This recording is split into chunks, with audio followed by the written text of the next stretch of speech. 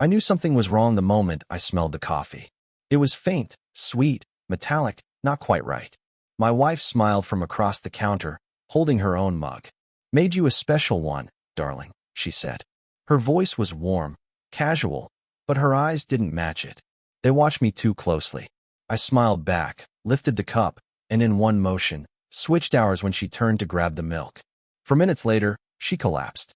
"My name is Daniel Reed, 40 years old, former paramedic, now working as an emergency logistics consultant. I've seen what poison looks like, what it does to the body. But I never imagined I'd watch it happen in my own kitchen."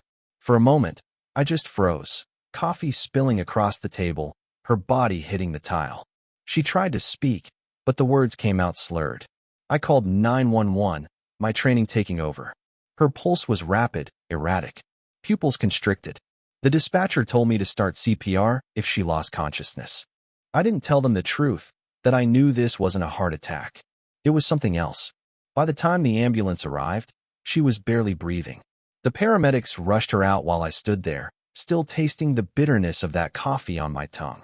I'd switched mugs just seconds before she drank it. If I hadn't, I would have been the one on that stretcher. At the hospital, the doctor said it looked like an allergic reaction, maybe contamination. But I knew better. I'd seen deliberate poisoning before. The symptoms matched too closely. Still, I said nothing. I needed to know why. When I went home that night, the kitchen still smelled of burnt coffee and something else, something chemical. I found her phone on the counter, face down, screen cracked. When I turned it over, there was a message notification from an unsaved number. Did he drink it? My stomach tightened. The sender had deleted their name, but not the preview. The rest of the message read, "We can't move forward until it's done." I didn't call the police. Not yet. I just stared at that message and whispered to myself the only question that mattered. Who the hell was we? The hospital called just after midnight.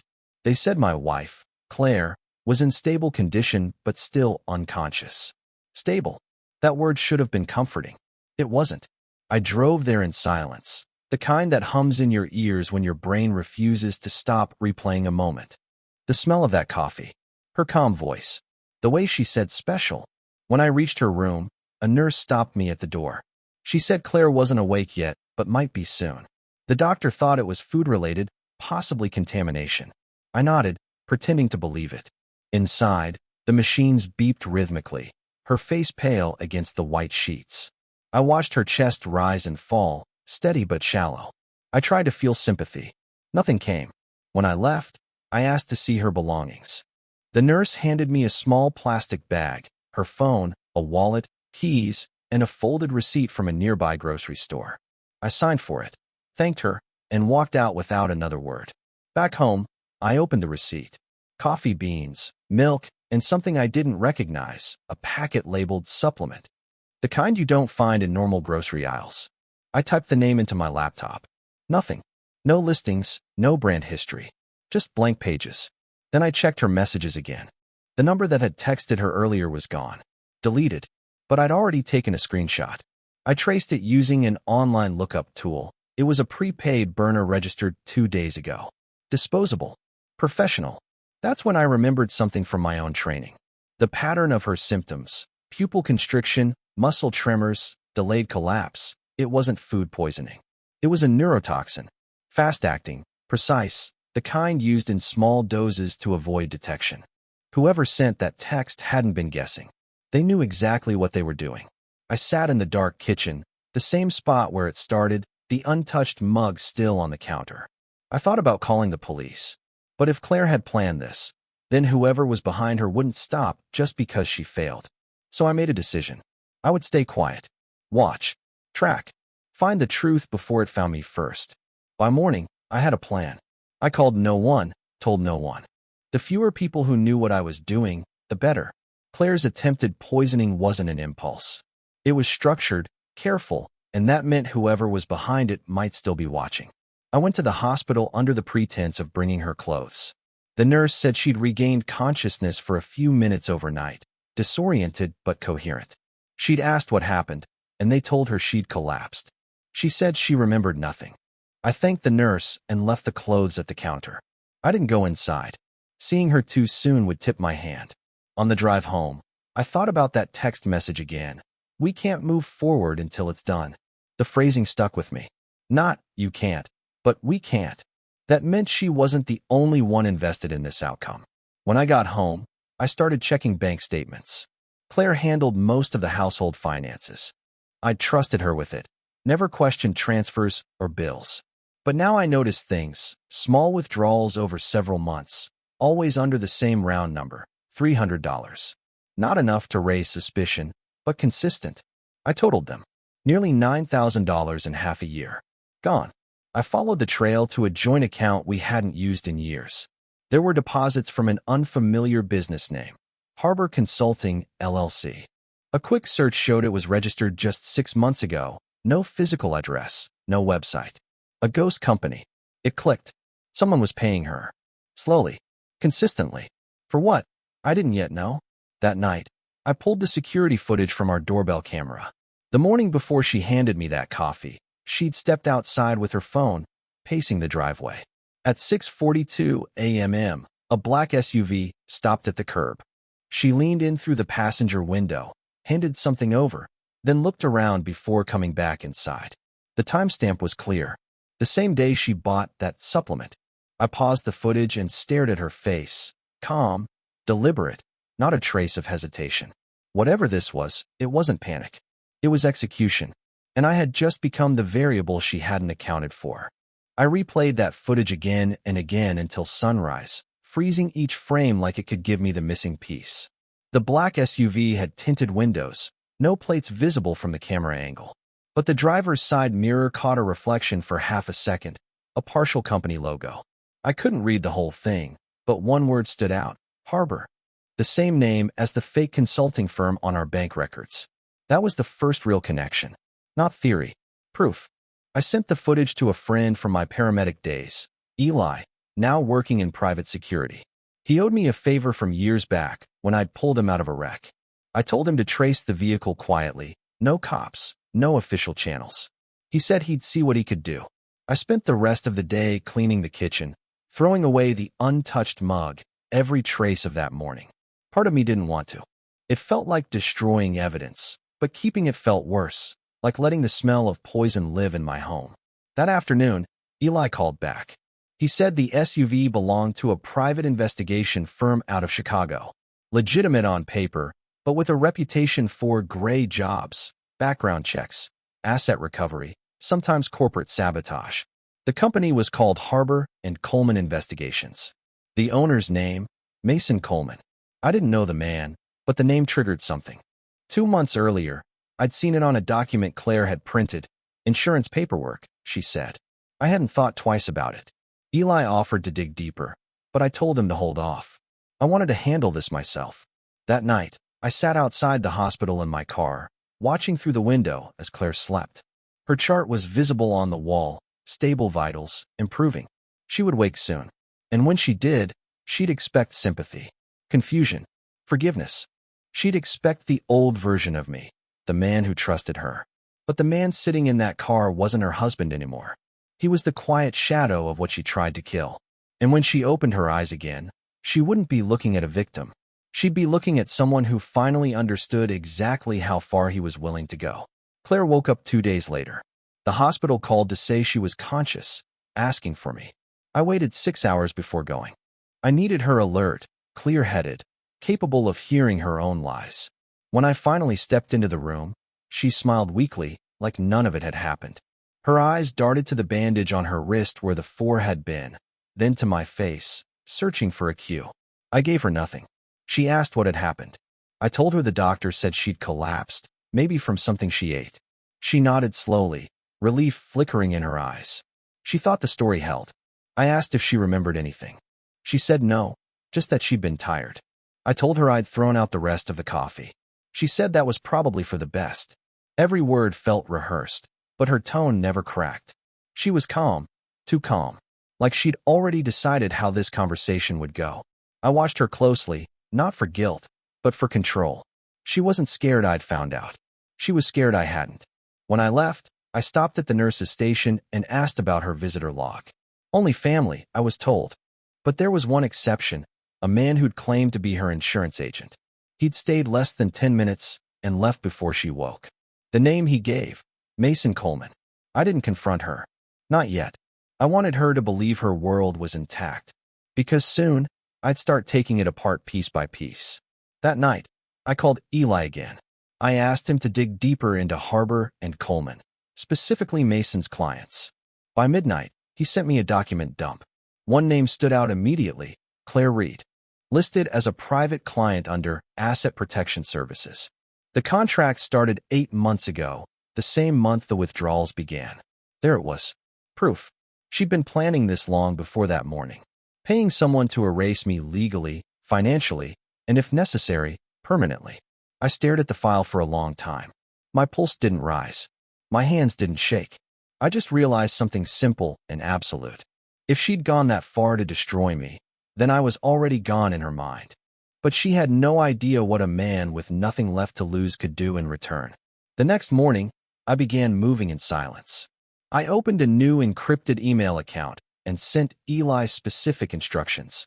Locate Mason Coleman, find his office, and track his clients. No contact, no confrontation, just observation. He didn't ask why. Old habits from the field. When a man speaks like he already knows the end, you don't interrupt him on the way there. That day, Claire was discharged. She came home like nothing had happened, thanking me for taking care of everything. I made coffee, deliberately, in front of her. Same mugs, same table. She hesitated just slightly before taking a sip. I saw it, the flicker of panic behind the performance. Then she smiled and said it was good. I told her I was heading back to work the next day, that I needed normalcy again. She agreed too easily. That was confirmation. She didn't want me here. She wanted me away, predictable, occupied. When she went upstairs, I searched her purse. I didn't have to dig far. A burner phone, same model as before, with only one contact saved, M. No messages. But the call log showed multiple recent calls, each lasting less than 30 seconds. I photographed everything and put it back. Eli texted later that night. Mason operated out of a fake law office downtown, front for private deals and blackmail contracts. Harbor and Coleman didn't exist in any legal registry, just layers of post office boxes and dummy corporations. His most frequent client? A woman using an alias, C. Rowe. Same initials as Claire's maiden name. The pieces fit too cleanly, too perfectly. Claire hadn't just hired him to ruin me. She'd built a separate identity to hide it. That night, she fell asleep early. I sat downstairs, watching her reflection in the dark window as I thought about the morning she tried to poison me. I remembered her tone, light, confident, rehearsed. I realized now she wasn't nervous because of guilt. She was nervous because it was supposed to be over. She thought I was already dead. The plan had failed once. She wouldn't risk trying again. But I wasn't going to wait for her next move. This time, the plan would be mine, and it would end quietly, permanently, and on my terms. I didn't sleep that night. Every time I closed my eyes, I saw her face that morning. The way she smiled when she handed me the mug. Calm. Certain. A person who'd already said goodbye in her mind. I'd spent weeks trying to understand why, but now I realized the reason didn't matter. What mattered was control. She thought she had it. That was her mistake. At sunrise, I drove downtown and parked across the street from Mason Coleman's office. A glass-front building that looked legitimate. Law firms, accountants, a dentist. But the 5th floor had tinted windows and no signage. Eli's notes said that was Mason's base of operations. He watched everything through intermediaries, never showing up under his own name. At 9:06 a.m., a man matching his description entered the building. Mid-40s, sharp suit. No briefcase, confident walk. I followed him to a nearby cafe. He sat near the window, scrolling his phone, waiting. 10 minutes later, Claire walked in. She was wearing sunglasses and a beige coat she'd never owned before. She sat across from him, leaning in close. I stayed far enough to be invisible, close enough to hear fragments when she raised her voice. Words like insurance, final payment, done by Friday. That was enough. I left before they noticed me. Back home, I went to the office and opened my safe. Inside were old EMT files from my field days, incident reports, medical records, photographs. I pulled out one form I hadn't touched in years, a death certificate template. Blank, but official. I stared at it for a long time. Then I slipped it back. I wasn't going to forge anything. I didn't need to. All I had to do was document. Quietly. Thoroughly. That evening, I installed a small recording device under the kitchen table and another near her vanity upstairs. Nothing invasive, just proof. I let her talk herself into her own downfall. When she came home, she kissed me on the cheek like nothing had happened. She said she was glad I was feeling better, that things were returning to normal. I smiled, nodded, and told her I was too. She didn't notice the small light blinking under the table. The same light that would capture her final confession before she even realized she was being watched. 2 nights later, I had what I needed. It didn't come from confrontation. It came from patience. The kind that unnerves guilty people until they start talking just to fill the silence. That night, Claire poured herself a glass of wine and sat at the table, scrolling through her phone. She sighed, muttering under her breath. Then she called someone. The recording caught every word.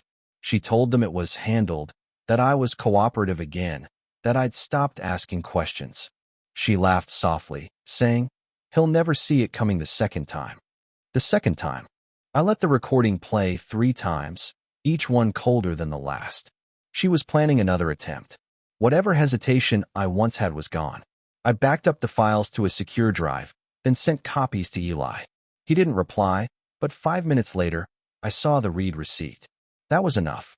The next morning, Claire said she needed to go into the city to handle paperwork.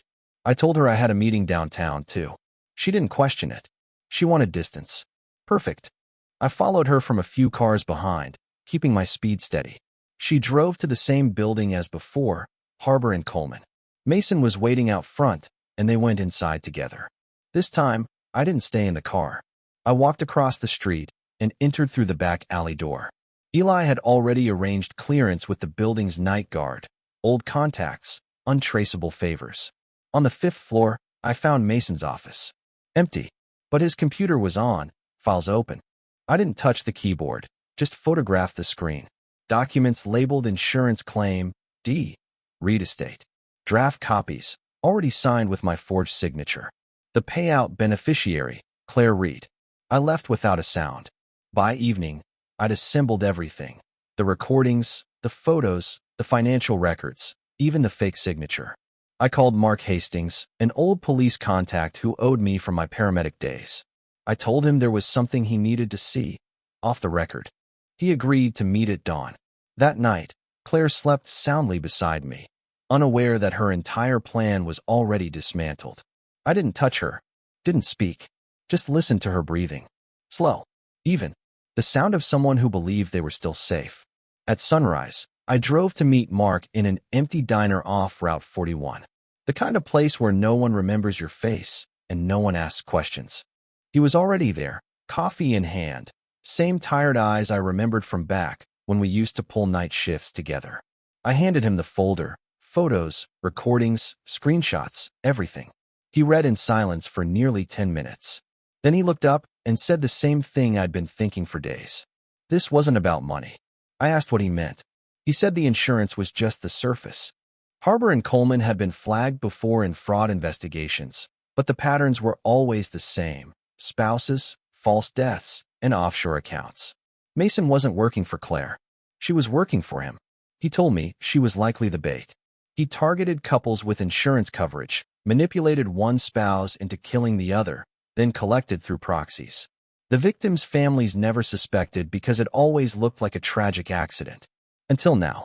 He told me to leave town for a few days, let him run this quietly. But I couldn't.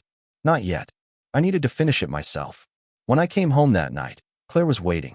She smiled like she always did when she'd already made a decision. She said she'd booked us a weekend trip to reconnect. A cabin by the lake. Remote. No neighbors. Just us. I said it sounded perfect.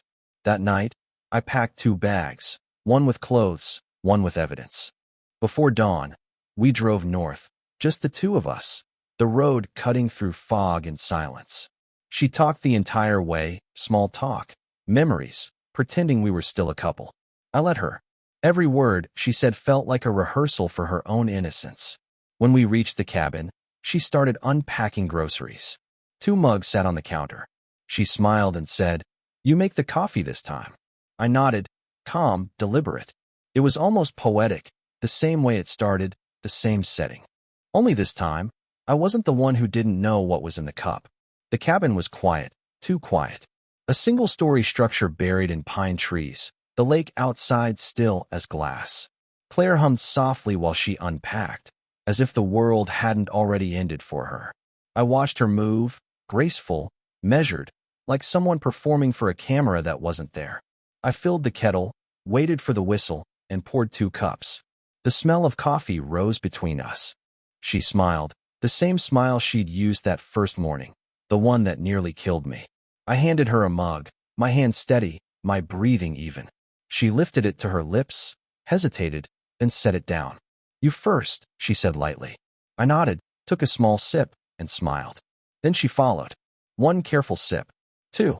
She exhaled, relieved, pretending everything was fine. I waited. Not for poison. I'd never touched that line. The cup I gave her was harmless. The test was her reaction. After a few minutes, she started talking again. Casual, almost bored. She mentioned the insurance, Mason's name, even joked that maybe we should start fresh. Every word went into the recorder hidden in my pocket. I didn't need a confession screamed through guilt. I needed one whispered through arrogance. When she stepped outside to make a call, I followed her reflection in the glass. She thought she was whispering, but the mic picked it up cleanly. Yes, he drank it, she said. No, he doesn't suspect a thing. She paused. We'll wait a few hours. It'll look natural this time. That was enough. I called Mark. Told him to send the local sheriff to the cabin with a warrant under his name. Then I sat back down at the table, listening to the birds outside. Claire came back in smiling, but her phone buzzed seconds later. The expression on her face when she saw the flashing lights through the trees. That was the moment everything fell apart. She froze. Tried to speak. I didn't move. By the time the officers entered, I was already holding the recorder in my hand. I handed it to the first one through the door. No words. Just evidence. They let her out quietly. No shouting. No struggle. Just the sound of gravel under boots and wind across the lake. I stayed inside, staring at the 2 mugs on the table. The same table where everything had started. I'd never wanted revenge. Just truth. And the truth, when it finally arrived, didn't need to be loud. It just needed to be undeniable. What would you have done in my place? If the story hit you, leave a like. And don't forget to subscribe. It only gets stronger from here.